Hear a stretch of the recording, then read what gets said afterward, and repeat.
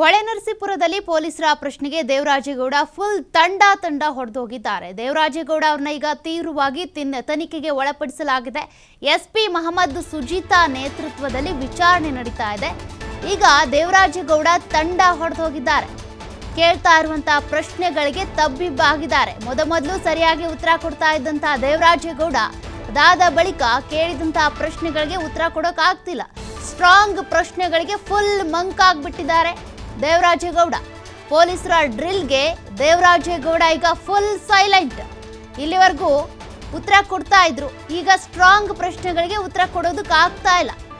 ಹೀಗಾಗಿ ತಂಡ ಹೊಡೆದಿದ್ದಾರೆ, ಸೈಲೆಂಟ್ ಆಗಿದ್ದಾರೆ ಎನ್ನಲಾಗ್ತಾ ಇದೆ. ಪೊಲೀಸರ ಡ್ರಿಲ್ಗೆ ಪೊಲೀಸರ ಕಚೇರಿ ಆವರಣದಲ್ಲಿ ದೇವರಾಜೇಗೌಡ ಪರ ವಕೀಲರು ಈಗಾಗಲೇ ಮೊಕ್ಕಾಂ ಹೂಡಿದ್ದಾರೆ. ಎಸ್ಪಿ ಮಹಮ್ಮದ್ ಸುಜೀತಾ ಅವರ ನೇತೃತ್ವದಲ್ಲಿ ತನಿಖೆ ನಡೀತಾ ಇದೆ. ಮೊದಲು ಸರಳ ಪ್ರಶ್ನೆಗಳಿಗೆ ಉತ್ತರ ಕೊಟ್ಟಿದ್ದಾರೆ. ಅದಾದ ಬಳಿಕ ಕೇಳ್ತಾ ಇದ್ದಂತಹ ಪ್ರಬಲ ಪ್ರಶ್ನೆಗಳಿಗೆ ಉತ್ತರ ಕೊಡೋಕಾಗದೆ ದೇವರಾಜೇಗೌಡ ಮಂಕ್ ಆಗ್ಬಿಟ್ಟಿದ್ದಾರೆ.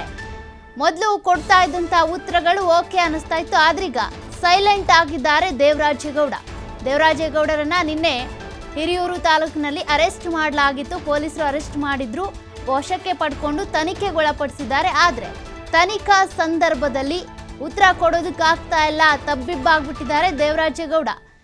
ಈತ ಆವರಣದಲ್ಲಿ ವಕೀಲರ ಕಚೇರಿ ಆವರಣದಲ್ಲಿ ಕೂಡ ವಕೀಲರೇನಿದ್ದಾರೆ ಮೊಕ್ಕಾಂ ಹೂಡಿದ್ದಾರೆ.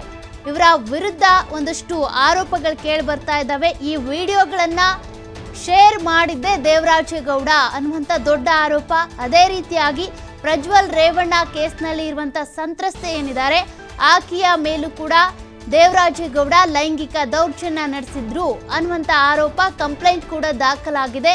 ಆಕೆಯಿಂದ 164 ಹೇಳಿಕೆಯನ್ನು ಕೂಡ ಪಡ್ಕೊಳ್ಳಲಾಗಿದೆ. ಈಗಾಗಲೇ ದೇವರಾಜೇಗೌಡ ಕೂಡ ತನಿಖೆಗೊಳಪಡಿಸಲಾಗಿದೆ. ದೇವರಾಜೇಗೌಡ ಮೊದಲು ಉತ್ತರ ಕೊಟ್ಟರು ಕೂಡ ಈಗ ಕೇಳ್ತಾ ಇರುವಂಥ ದೊಡ್ಡ ಪ್ರಶ್ನೆಗಳಿಗೆ, ಸ್ಟ್ರಾಂಗ್ ಪ್ರಶ್ನೆಗಳಿಗೆ ಉತ್ತರ ಕೊಡೋದಕ್ಕಾಗದೆ ಮಂಕ್ ಆಗಿದ್ದಾರೆ.